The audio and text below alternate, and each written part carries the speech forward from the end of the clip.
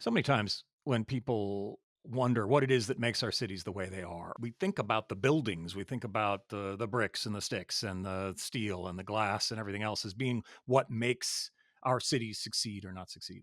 When I wonder, is it the buildings or is it the words that we use to describe them? Is it the stories that we tell about real estate and the way we contextualize what our cities are that change how we think about them, that change how we experience them more than the buildings themselves? And this really comes up a lot now because there's a certain phrase that's being used that I think is changing the way we think about cities, and that is the urban doom loop. You are listening to the AFIRE podcast, real estate, technology, cross-border investing, and the opportunities of a changing world. Let's start a conversation now.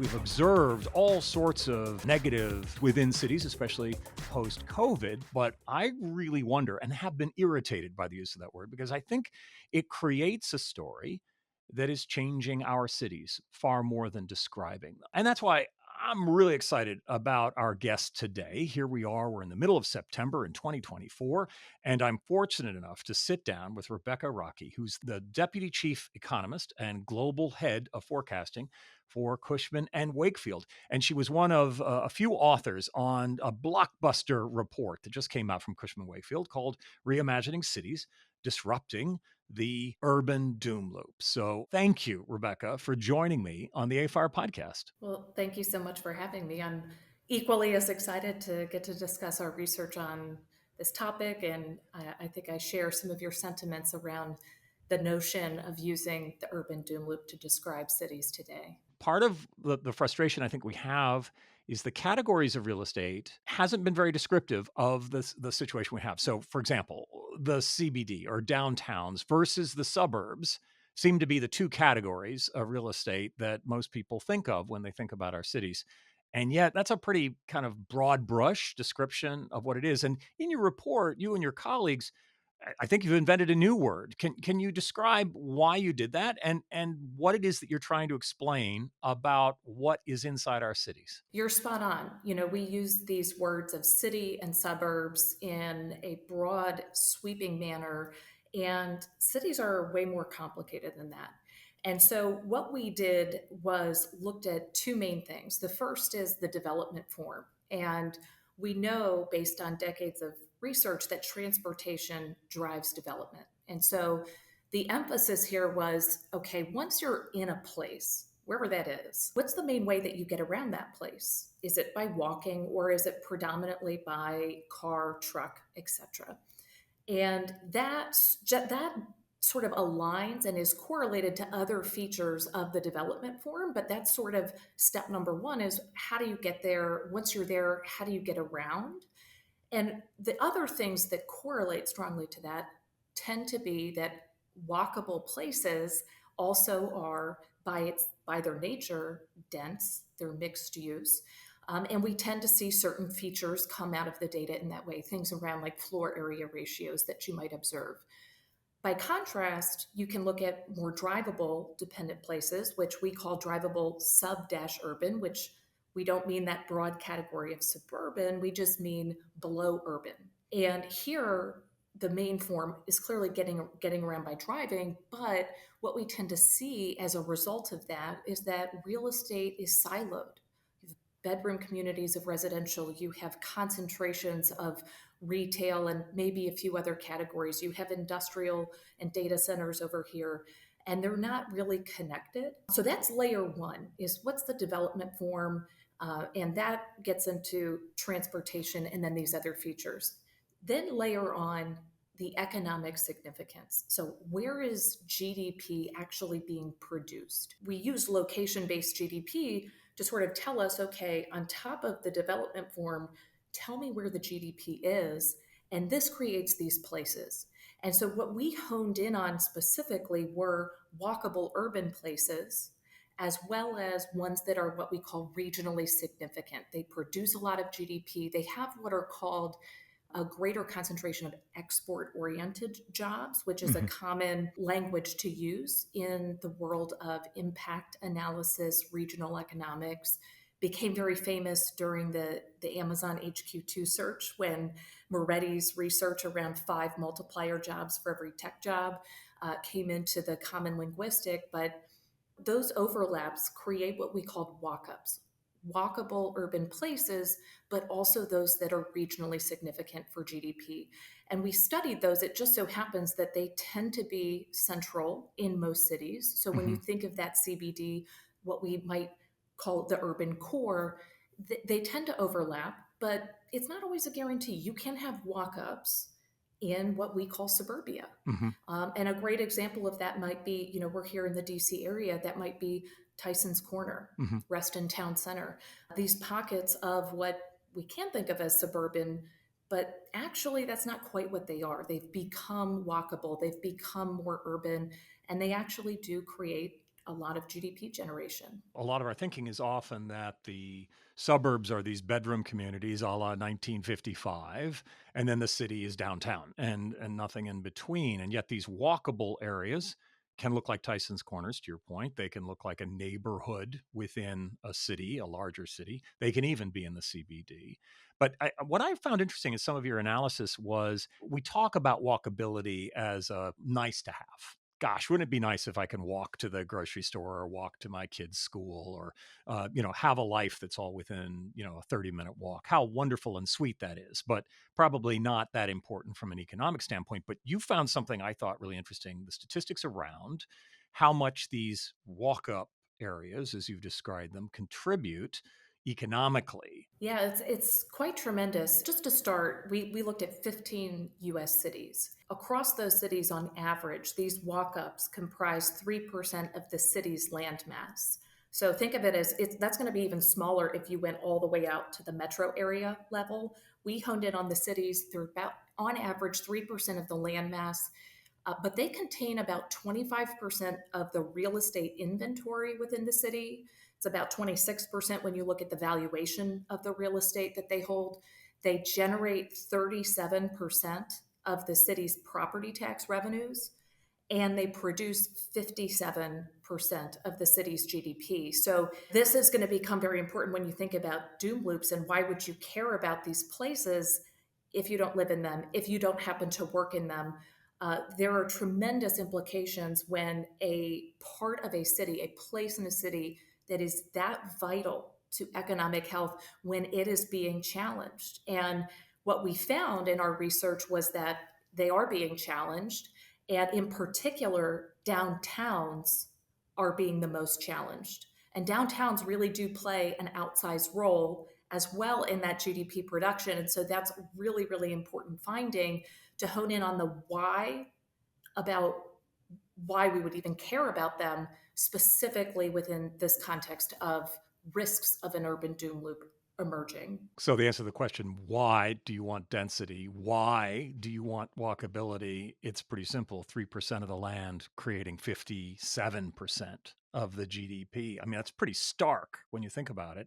And certainly the implications of that 3% of the land creating 57% of GDP is that, gosh, that's probably more sustainable in terms of long term for the economy. On the short term basis, wouldn't you want to have more of that 3% land generating more GDP? So, again, from an evil capitalist perspective, not from a save the world perspective, these walk-ups seem to be important. But they also, I'm often shocked that people don't realize that what they think are suburbs are actually urban areas, that those successful suburbs that everyone wants to live in actually are in the same category in some ways as downtown, the areas that people perhaps don't even know. They don't even go to it because they're going to, Tyson's Corners instead of going to the district. Right. Interesting observation. But if that's the case, all right, given the importance of these walk-ups, given the importance of these dense urban areas, and yet it feels like we're going through the 1970s all over again, where we're turning our backs on New York, Ford telling the city to drop dead, and this urban doom loop, which obviously you have fewer people going into work. into an office downtown. You have, that is impacting the retail, that's impacting the services, impacting the taxes that a city can collect. Therefore, the services are diminished. That's the whole idea of it, an urban doom loop. What is it that is taking place and needs to take place in order to arrest that story? I'm going to start just in terms of what we've been observing and then make a statement about something we discussed in the report around episodic versus structural doom loops. Right. Because clearly, with the pandemic, we accelerated what probably would have happened slowly over time to a great degree, which is adoption of remote and hybrid work.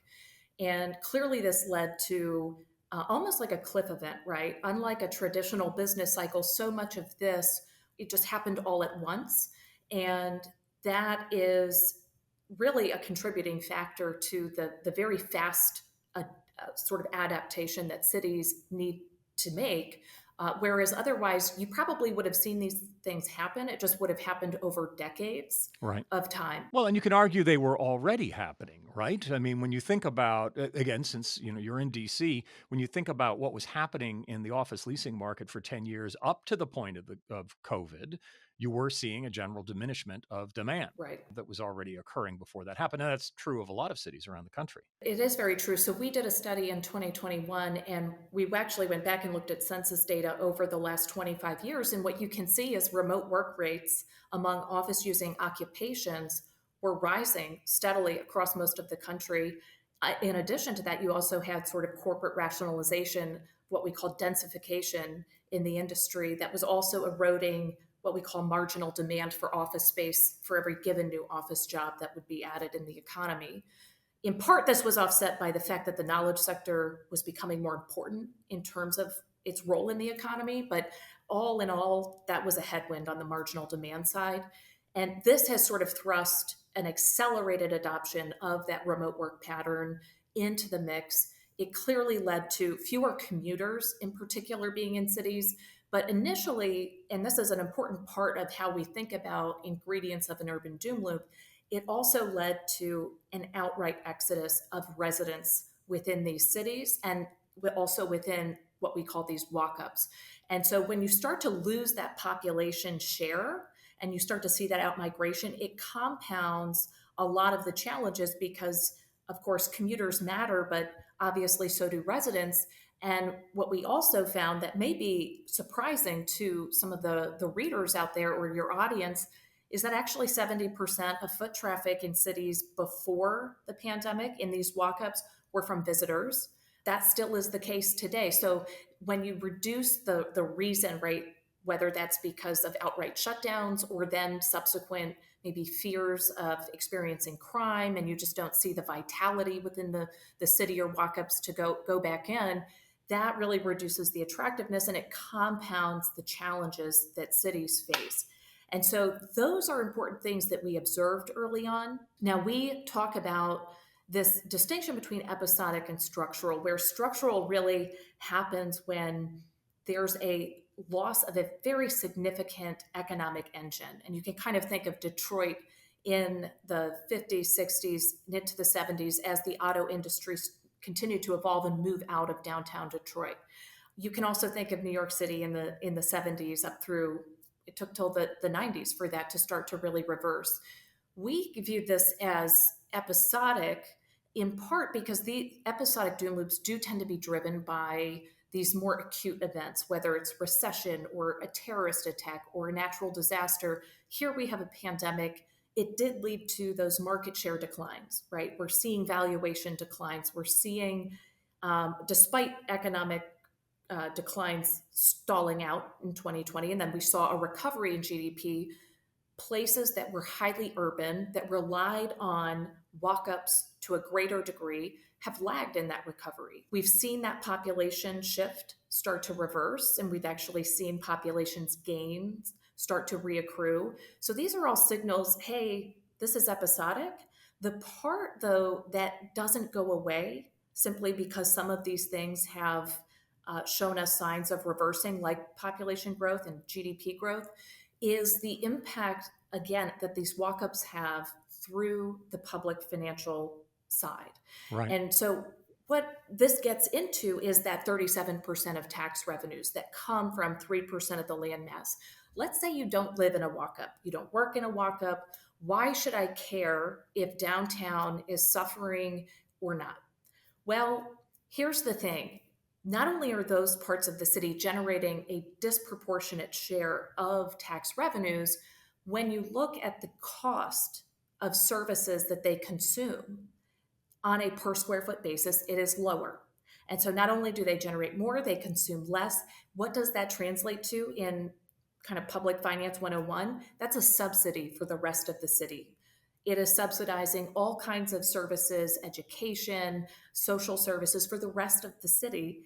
And that's why you should care about making sure that some kind of effort, some kind of hastening of transitioning downtowns to be more relevant to this economy that we're now in is so important to consider. And that was really a first for us, right? We weren't just looking at CRE investors, CRE Right. occupiers. We were thinking about, what does the city need to think about? What do placemakers who really also have a stake in the local economy need to do to really get us from A to B Right. as fast as we possibly can?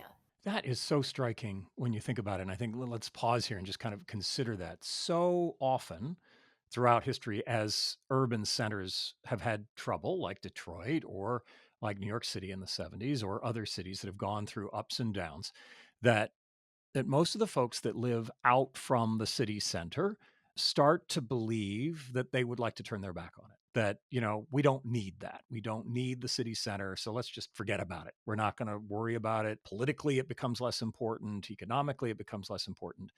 And yet, the very existence of a suburban or even exurban environment is entirely dependent on the health of that center, Right. both spiritually and culturally, certainly, but more importantly, economically. That you cannot have a thriving suburb where everyone's spread out unless it's being paid for by that 3%. That you have to have the 3% in order for everyone else to have the idyllic suburban lifestyle that some people enjoy. I think that dependency is something that politically as well as economically we need to understand. That I'm hoping that people who read your report are going to get that fine, you want to live in a far suburb, you want to live in Naperville, Illinois instead of in Chicago. Well, Naperville's great, but you absolutely need Chicago in order for Naperville to be successful. So I think it's interesting because we have often these kinds of artificial culture wars between the city and everyone else. The city is the root of all evil and everywhere else is virtuous. Small towns are virtuous. But those small towns cannot exist without the major metropolitan areas. The major metropolitan area cannot exist without the downtown. But it does seem that part of the experience of the urban doom loop, even if it's a story that's being imposed on something that's more episodic, is the notion that what happens in the city center needs to evolve. Certainly, the United States has been impacted by this perhaps more than anywhere else in the world. There are varying degrees of that. Europe is having some problems. Canada is having more problems. Asia, it seems like less so in terms of return to work. But it seems to me that U.S. and North American cities in particular have been built out since 1945 to really emphasize the separation of uses, to really be car based, to spread out over maybe 30, 50 or more miles. And therefore that city center became a single use paradigm. That CBD became office and then some port. And the communities that came back faster all over the world and are thriving today are those that were as mixed as possible, where everything was happening all mixed together in mixed use. So as we look at the return from our doom loop experience, how are we going to get past the fact that our CBDs maybe aren't true walk-ups? They're just a single use that everyone drives into. You're spot on. And to your earlier comments, we consider these walk-ups the raison d'etre of why cities exist, why the suburban environment around them exist. And so again, I just want to emphasize they really are, the linchpin of what everything else is built off of. In terms of where they need to go, right? There were differences that we found that I think are relevant here between this notion of downtown versus other walk-ups And we have different categories of them. I'll just give your listeners a run off of them. Downtown adjacent, which touch the downtown, but they're not actually the downtown. And Hmm. they've sort of grown off of the growth in the downtown. And therefore, they tend to have a bit more live relative to the downtown. Then you have urban commercial, which doesn't touch the downtown per se. It might touch a downtown adjacent walk Right. up. It also could just be its own part of the city that's not really connected in an immediate geographic sense to the downtown.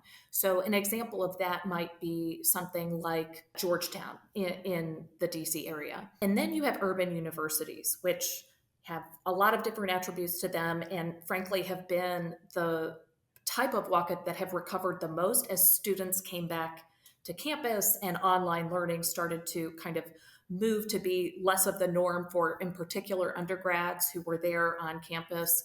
And so those have been a vibrant spot within the recovery. They are obviously also contributing innovation districts, pipelines of talent, and increasingly are connected to the community. They generate a lot of foot traffic, I should say. Actually, they're the only type of walk up that has fully recovered all of the foot traffic. And the GDP recovery has also been quite significant in these urban university walk ups.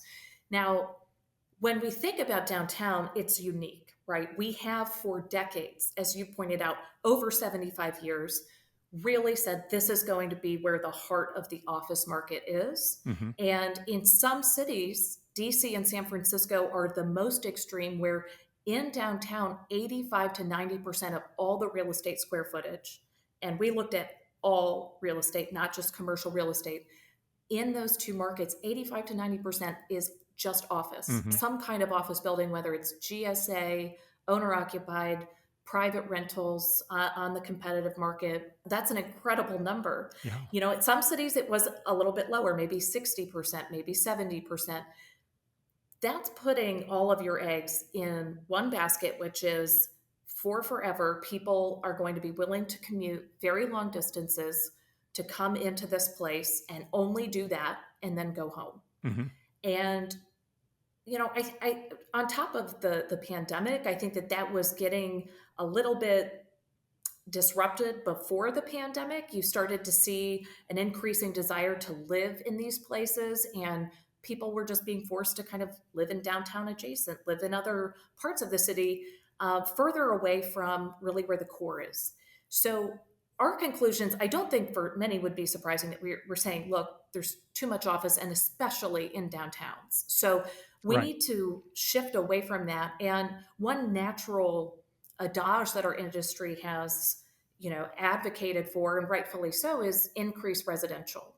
Well, we're Right. arguing we need to increase residential. We definitely need to do it across the board. So get multifamily out there. Multifamily can be a lead use case to actually induce local serving retail to come in, right? Because a grocery store is not going to come until you have 5 to 10,000 households that they can serve. So then you have local serving retail that starts to come in. Then you start to see the for sale market pick up in a more meaningful way. And we argue that we also need to see more for sale residential in walk ups generally. The finding that we had that I think surprised me the most, and probably any of your audience and our readers, is what we call play. So we categorized play as everything from retail to hotel, restaurants, bars, museums, sports arenas, convention centers. We looked at all forms of entertainment property types, including all of the traditional ones, but also these things we don't typically look at, like arenas, like museums. And we found that we're almost universally underplayed in these walk ups. Right. And I would go back to an earlier comment that I made, which is, you know, 70% of foot traffic is coming from visitors. And we know that actually 25% of those visitors are going to these destination sort of anchor institutions. Think of it as the sports arenas downtown, think of it as the museums or theaters. 25% of visitors are going to those places, and those places make up 1% of the total real estate footprint. So the economic influence that they have is incredibly significant. and being thoughtful about bringing those in, right? Thinking about co-tenancy, curating an experience, which is frankly where our economy has been headed when we think about the experiential economy that has been discussed in our industry for some time. That is going to be a critical part of making people want to be there. That dovetails with, well, how do you create an experience that makes workers want to come into the office? Of course, office owners and occupiers are thinking a lot about that question, but it can extend beyond the walls of the office building to the neighborhood, Right. to the walk up, if you will. And that creates a lot of different kinds of dividends. Absolutely. We felt like that was maybe a little bit of a surprise after a decade of retail apocalypse and all of these kinds of things. We're sitting at a vacancy rate in retail that's the lowest in 40 years. There's pent up demand for this, especially in walkable places where people can arrive and have a multitude of experiences within one place. And that really gets at the competitive advantages that these walk-ups have. I do find it fascinating that you're demonstrating certainly the economic impact of something that's fun. Mhm. That is, to a certain extent, it becomes the magnet or the attractor, the glue, if you will, for a neighborhood. That it's not just about office. It's not just about, warehousing people. It's about living and what happens in that neighborhood in the streets. I think that's fascinating. But part of what I loved about your report is that you started to compare the ratios of various walk-ups in various urban areas in terms of how much work, how much live, how much play they had. And I hope that everyone's listening to this will go to that report and take a look at some of those ratios and think about the neighborhoods where you're investing in. Where do you think the ratios are sitting and where could they go? Where's the opportunity? But you talked a little bit about in the report, you and your colleagues, about, the optimal mix. So Mhm. what is that optimal mix? And obviously we're still kind of new in this area, but how do you think about that? And what would the ideal pie chart look like for the healthiest of walk-ups? I'll set the stage by saying that in the 15 cities, when you look at the whole city, about 2/3 of all real estate square footage is some form of live. And you have about 20% that is work. And then you have essentially 14, 15% that is play. When you look at walk ups, play doesn't actually change a whole lot, but what does change a lot is live and work. So Okay. work suddenly goes from 20 to 52% of all real estate square footage, and live goes down to about 33%. Then you go to downtown, and work goes up to 70%. Play didn't change a whole lot. Live goes down to 16% of all real estate square footage. So there's clearly an imbalance the more you get closer to downtown, that it is work centric. Now, we did an optimization exercise and we didn't just look at what would be best for real estate values, right? We wanted to consider the notion that what is best for real estate investors may not be socially optimal for governments, for economies. And so we dual optimized both GDP and real estate values. And what we found was the optimal, on average, the optimal target for work in a walk up is 42%. Mm-hmm. The optimal live is about 32%, and the optimal play is about 26%. So, a few observations about that are: one, work is still the most, right? This is still an attractive place for businesses to locate. You think about, okay, how can I maximize a given number of talent within a commuting radius? And the more central to the city, the more you're going to have a big number. Right. We see this with our clients all the time. It is still very attractive. We're still seeing about 40% of leasing in the office market happening in those central CBD locations. And that's what it was pre-pandemic. So yes, it's lower than downtown 70%, right? Right. It's about 10 percentage points lower than walk-ups as a whole, which I mentioned is about 52% of inventory. So clear sign, we're not optimal there. We have too much work across the board in walk-ups, but again, downtown is really an outlier. For live, 32%. In downtown, that's essentially doubling what we have in other walk-ups. We actually found there's a pretty good ratio here relative to the other types. What surprised us again was okay, for play, the recommendation is on average about 26%.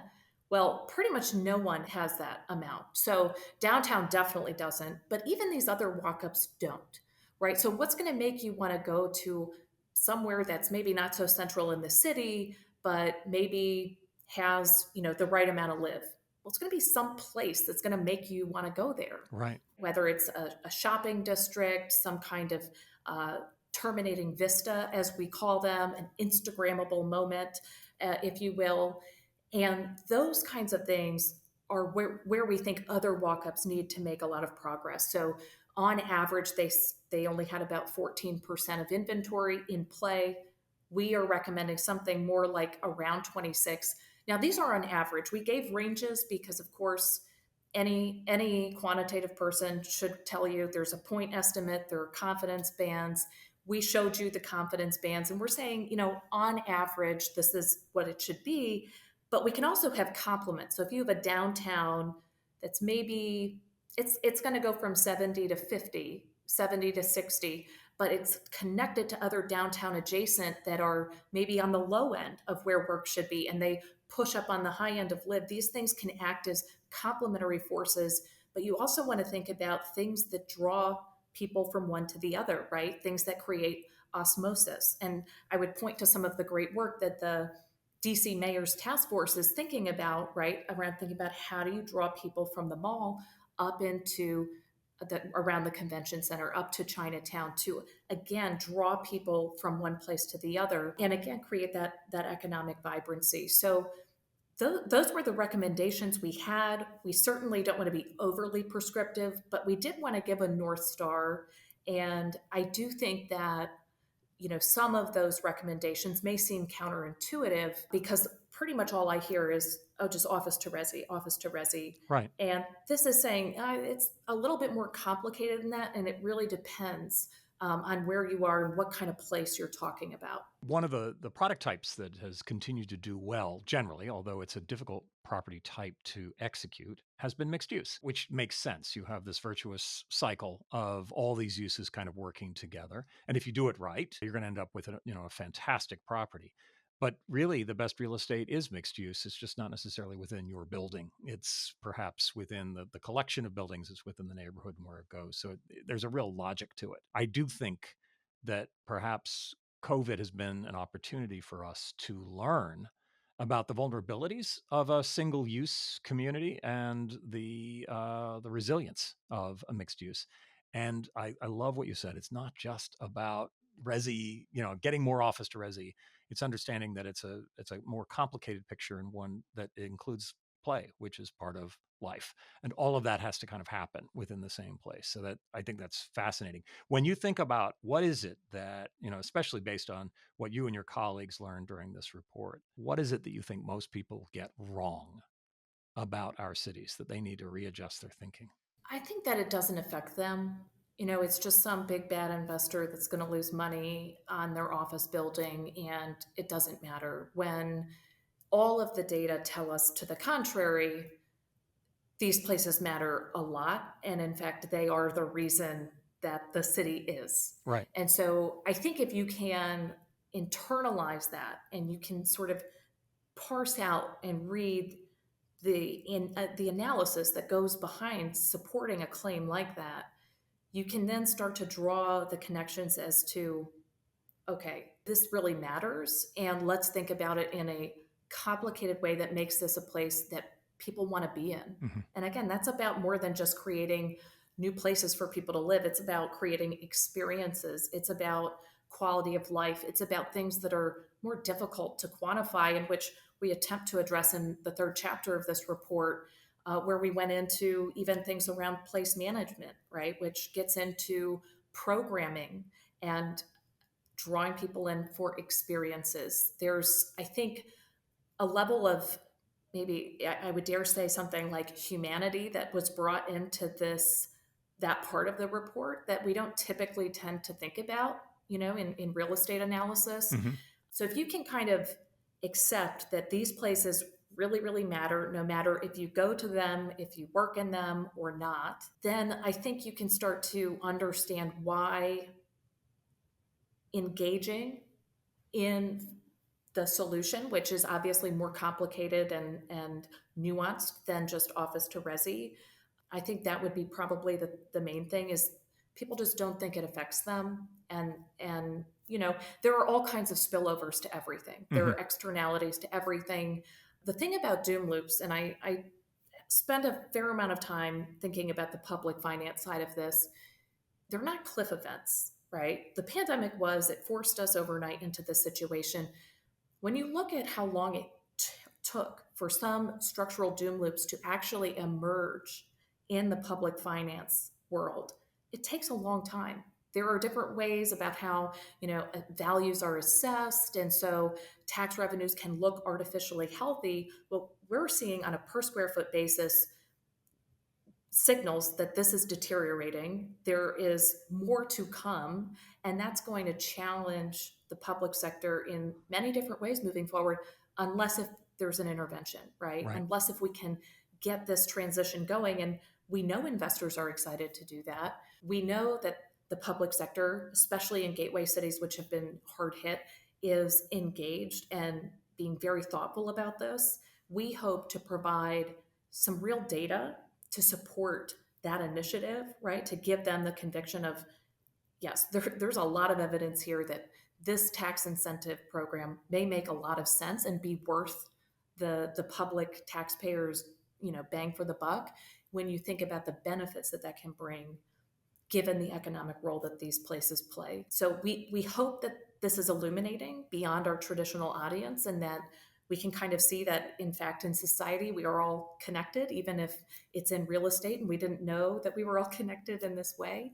And frankly, I learned a lot as well, that these were not things that I understood, at least at this level, coming into this report. And there were many surprises for me, even as an author.